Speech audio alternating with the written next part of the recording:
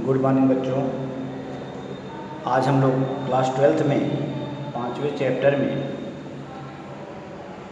आगे पढ़ेंगे धारा घनत्व। और जैसा कि पिछले वीडियो में आप लोगों ने मुक्त इलेक्ट्रॉनों के अपवाह वेग तथा वैद्युत धारा में संबंध I = NaVd × E पढ़ा।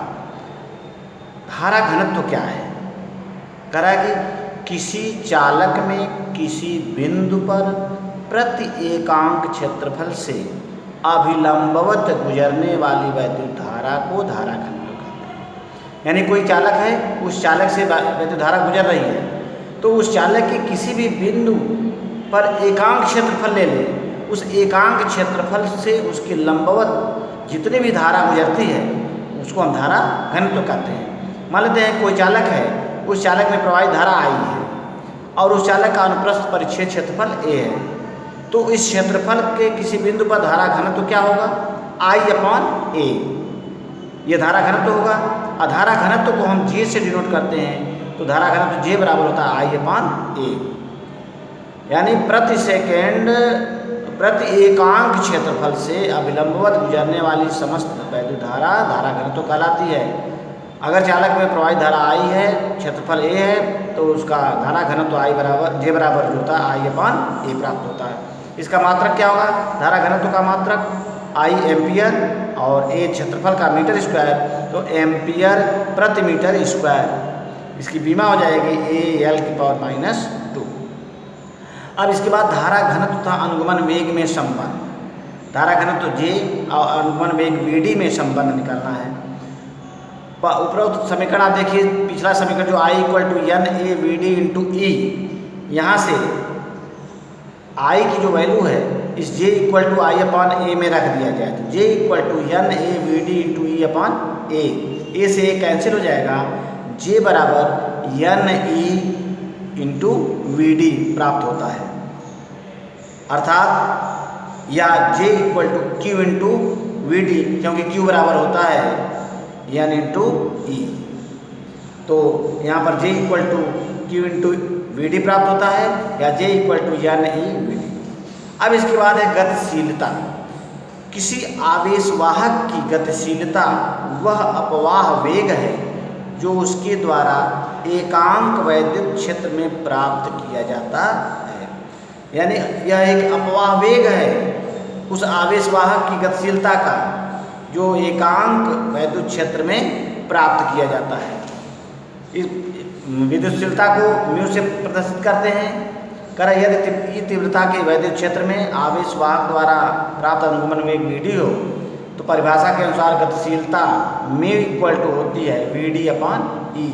यह हमको हमारा एक फार्मूला प्राप्त हो जाता है μ Vd/E, जहाँ μ गतिशीलता है, Vd अनुगमन वेग है और E जो है उस वैद्युत क्षेत्र की तीव्रता है। गतिशीलता का SI मात्रक मीटर स्क्वायर प्रति वोल्ट × सेकेंड प्राप्त होता है। गतिशीलता सदैव धनात्मक राशि होती है। अब इसके बाद अगला टॉपिक हमारा आता है वैद्युत प्रतिरोध क्या है। जैसा कि अक्सर पूछा जाता है वैद्युत प्रतिरोध किसे कहते हैं।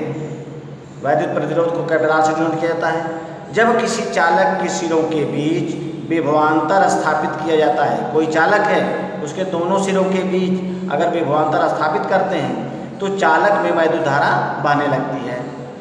वैद्युत विभवांतर तथा वैद्युत धारा के अनुपात को उस चालक का वैद्युत प्रतिरोध कैपिटल R कहते हैं। यानी कोई चालक है, उस चालक के सिरों के बीच अगर वैद्युत विभवांतर स्थापित किया जाता है तो उस चालक में वैद्युत धारा प्रवाहित होने लगती है, बहने लगती है। वैद्युत विभवांतर तथा वैद्युत धारा के अनुपात को उस चालक का प्रतिरोध R कहते हैं। वैद्युत विभवांतर को V से डिनोट करते हैं, वैद्युत धारा को I से। तो इस प्रकार R = V/I प्राप्त होता है। यदि किसी चालक के सिरों के बीच वैद्युत विभवांतर V तथा चालक में धारा I हो, तो चालक का वैद्युत प्रतिरोध R = V/I प्राप्त होता है। और इस प्रतिरोध का मात्रक वोल्ट प्रति एम्पियर या वोल्ट प्रति एम्पियर को हम ओम कहते हैं और ओम को जो है इस सिंबल से डिनोट करते हैं। ठीक है, तो वैद्युत प्रतिरोध क्या है कि जब किसी चालक के सिरों के बीच विभवांतर स्थापित किया जाता है तो उस चालक में वैद्युत धारा प्रवाहित होने लगती है, जिससे उसका वैद्युत विभवांतर और वैद्युत धारा का अनुपात उस चालक का प्रतिरोध कहलाता है। तो वैद्युत प्रतिरोध को R से डिनोट करते हैं। अगर चालक के सिरों के बीच विभवांतर V हो तथा बहने वाली धारा I हो तो चालक का प्रतिरोध R बराबर V/I प्राप्त होता है। प्रतिरोध का मात्रक, वैद्युत प्रतिरोध का मात्रक ओम होता है, जिसको इस सिंबल से डिनोट करते हैं, या दूसरा वैद्युत प्रतिरोध का मात्रक वोल्ट प्रति एम्पियर भी होता है। अब इसके बाद अगला टॉपिक आता है कि 1 ओम किसको कहते हैं। 1 ओम प्रतिरोध क्या होता है। यदि किसी चालक के सिरों के बीच 1 वोल्ट विभवांतर होने पर अगर उस चालक में बहने वाली धारा 1 एम्पियर होती है तो उस चालक का प्रतिरोध 1 ओम होगा। मतलब कोई चालक है, उस चालक में के सिरों के बीच 1 वोल्ट का विभवांतर स्थापित किया जाता है और 1 वोल्ट का विभवांतर स्थापित करने में उस चालक में 1 एम्पियर की धारा प्रवाहित होने लगती है, तो उस चालक का जो प्रतिरोध होगा वह 1 ओम होगा और ओम को इस अक्षर से प्रदर्शित करते हैं।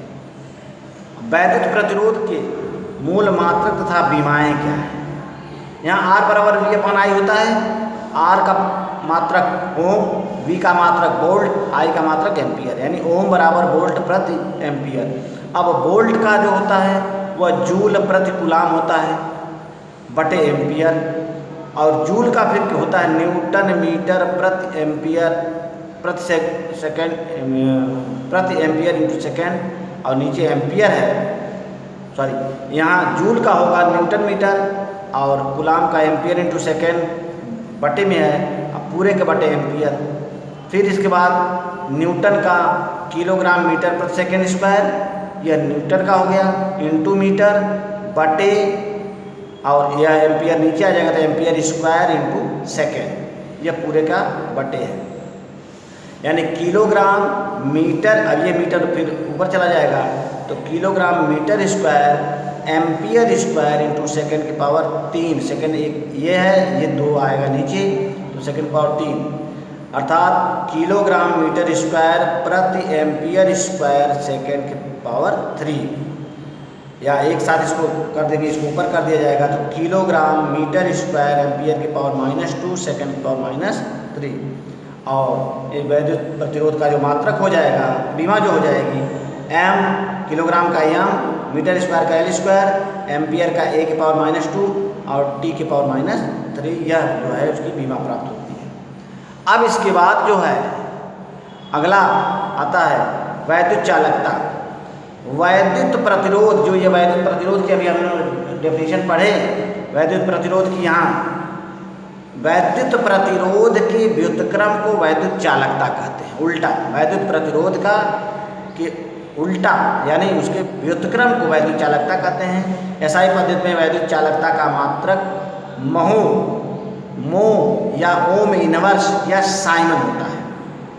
यानी वैद्युत प्रतिरोध का व्युत्क्रम ही वो वैद्युत चालकता कहलाता है और वैद्युत प्रतिरोध का मात्रक ओम होता है, तो इसका उल्टा हो जाएगा, व्युत्क्रम हो जाएगा, ओम इनवर्स होगा, या साइमन कहते हैं या महो कहा जाता है। इसका जो बीमा हो जाएगी वह वैद्युत प्रतिरोध की बीमा के उल्टे हो जाएगी, 1 में हो जाएगी, तो यम का यम इनवर्स हो जाएगा, l की पावर 2 का l की पावर -2 हो जाएगा, a की पावर -2 का a की पावर 2 हो जाएगा, t की पावर -3 का t की पावर 3 हो जाएगा। तो m इनवर्स l की पावर -2, a की पावर 2, t की पावर -3, यह जो है वैद्युत चालकता का की बीमा हो जाती है। अब इसके बाद इसका अगला टॉपिक आता है ओम का नियम। ओम का नियम क्या है। 1826 में जर्मन वैज्ञानिक डॉक्टर जॉर्ज साइमन ओम के नियमानुसार, जर्मन वैज्ञानिक थे डॉक्टर जॉर्ज साइमन ओम, इनका पूरा नाम था। 1826 में इन्होंने एक नियम दिया। उस नियम के अनुसार यदि किसी चालक की भौतिक अवस्था जैसे ताप दाब में कोई परिवर्तन न हो तो उस चालक के सिरों पर लगाए गए विभवांतर तथा उसमें बहने वाली धारा का अनुपात नियत होता है।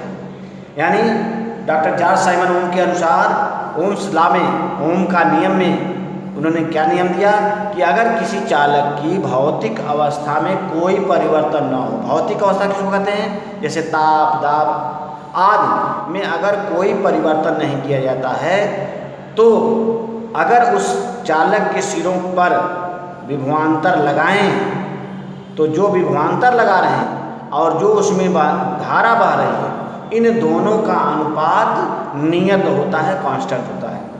अतः यदि किसी चालक के सिरों के बीच अगर विभवांतर V हो तथा बहने वाली धारा I हो, तो V/I जो होता है वह नियत होता है, कांस्टेंट होता है।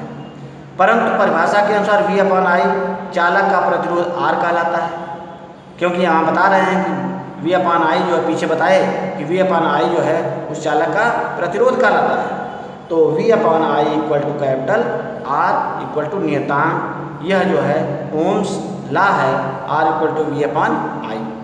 अगर मान लीजिए जो लगाया गया विभवांतर है और जो उसमें प्रवाहित धारा I है, यानी V और I के बीच अगर ग्राफ प्लाट किया जाए, ग्राफ खींचा जाए, तो वह ग्राफ जो है एक सरल रेखा प्राप्त होती है।